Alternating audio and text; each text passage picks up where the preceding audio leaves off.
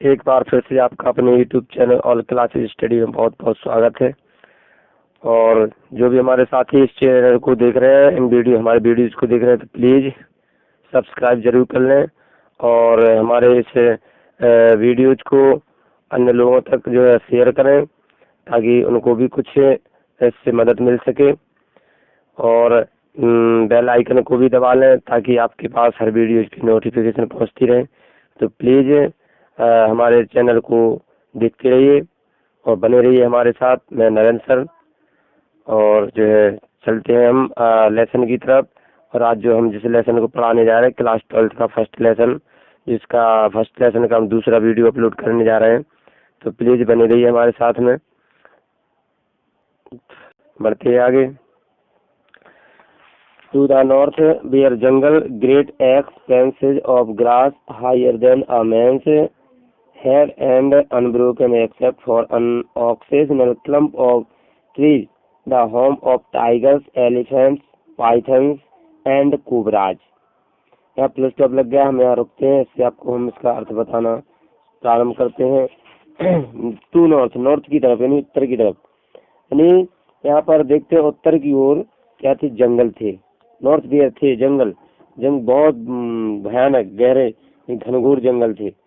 और इससे आगे और जंगल ऐसे थे कि जो ग्रास था यानी घास, हायर देन अ मैन्स हेड, यानी घास इतना लंबा था आदमी के सर से भी ऊंचा, सिर से भी ऊंचा जो है घास लगातार यानी लगातार अति विशाल विस्तार में फैला हुआ था, जो कहीं कहीं पर वृक्षों के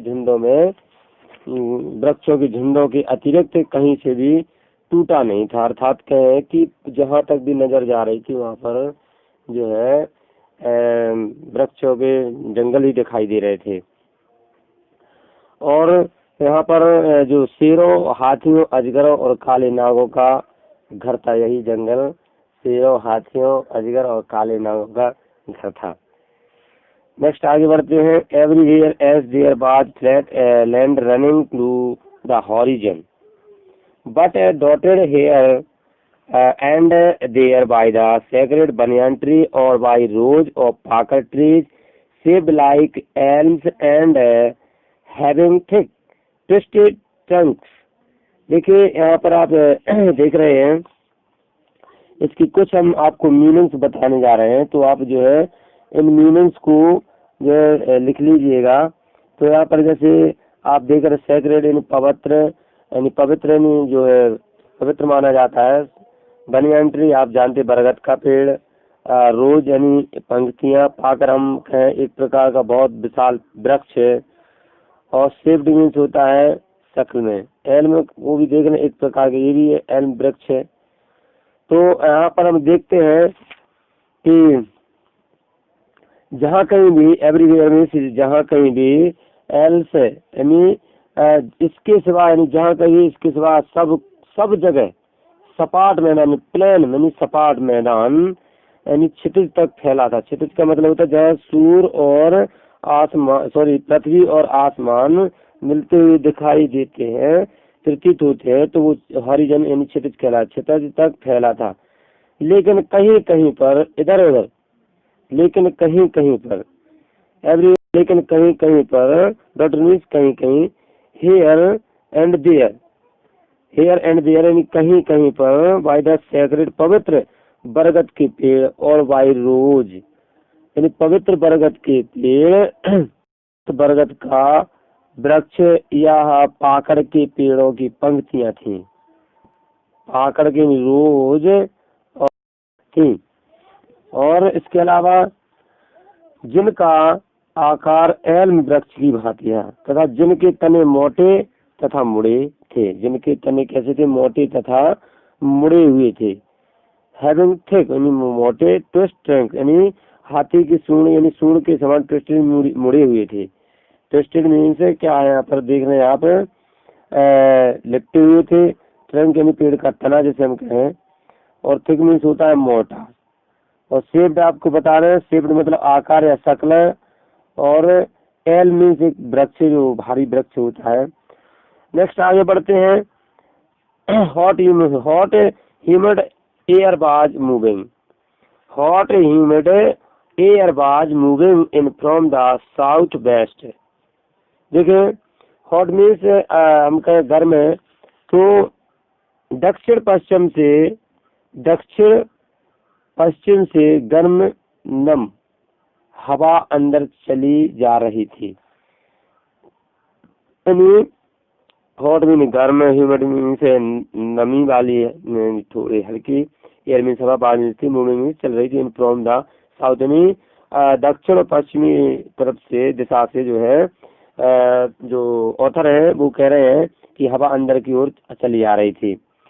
monkeys some of them mothers with babies clinging to them and riding underneath swung off trees at the station looking for food।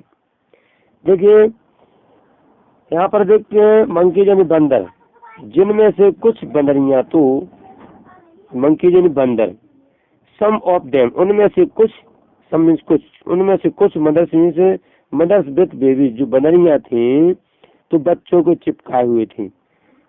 Clinging इन चिपकाए हुए थे, बच्चों को अपने बेबी को चिपकाए हुए थे, जो नीचे की ओर लटक रहे थे।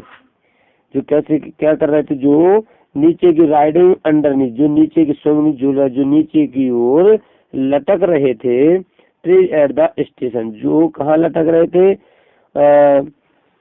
जो स्टेशन पर जो पेड़ थे, यानी भोजन की तलाश में, फूड, यानी यहाँ पर लिखा हुआ आपको बताने, लुकिंग फॉर फूड, यानी स्टेशन पर जो पेड़ों पर लटक रहे थे, यानी भोजन की तलाश में पेड़ों से जो स्टेशन में कूद पड़े, लटक करके स्टेशन पर जो है क्या है, trees at the station looking for food, यानी भोजन को देख करके वहाँ पर जो है स्टेशन के पेड़, जो स्टेशन पेड़ थे, आप समझ रहे हैं कि स्टेशन में जो पेड़ थे उन पेड़ों पर जो बंदर लटक रहे थे, और जैसे ही उनको उन्होंने देखा कि यहाँ कुछ भोजन की व्यवस्था है और हमें कुछ खाने को मिल सकता है, तो वहाँ तुरंत वह पेड़ों से नीचे कूद पड़े।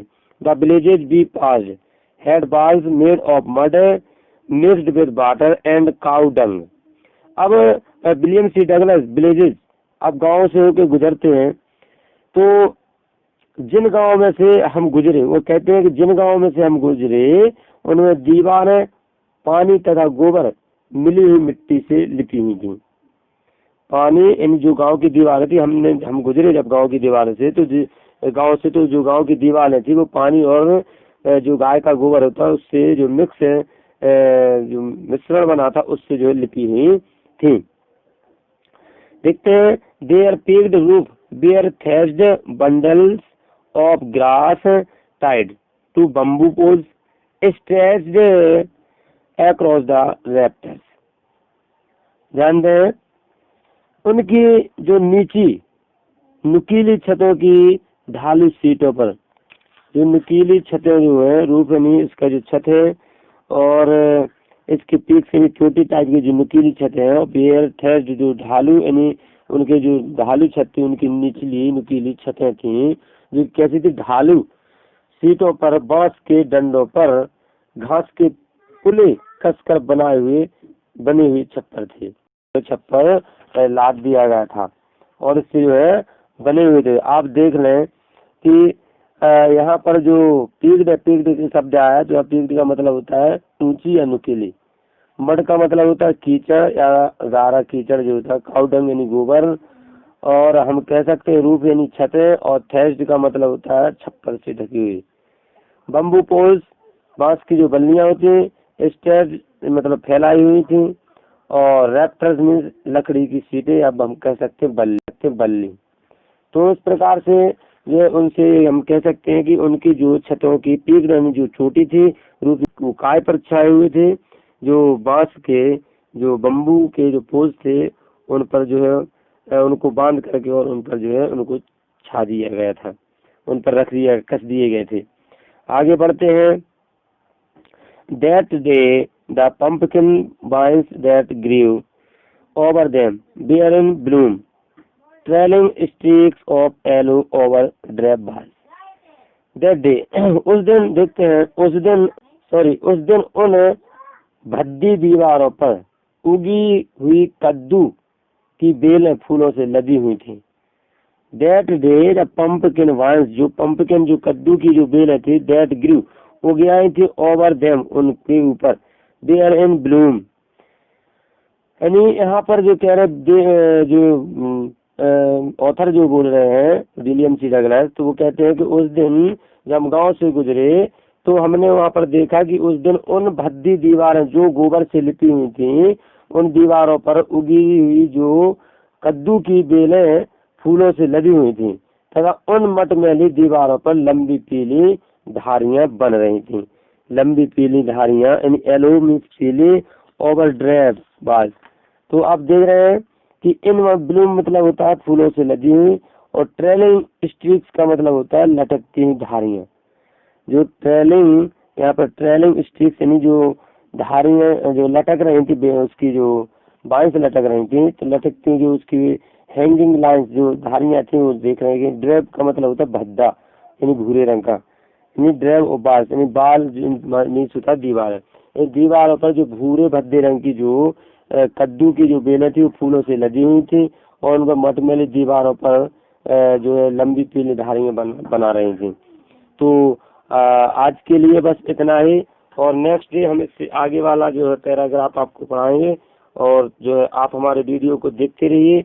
हम आपको ऐसे ही जो है आगे पढ़ाने का प्रयास करते रहेंगे, और आप हमारे वीडियो को देखें, समझें और बने रहें हमारे साथ। तो अगर आपको प्लीज़ हमारा वीडियो पसंद आए तो लाइक ज़रूर कर दें, और हमें कमेंट बॉक्स में कमेंट ज़रूर करें।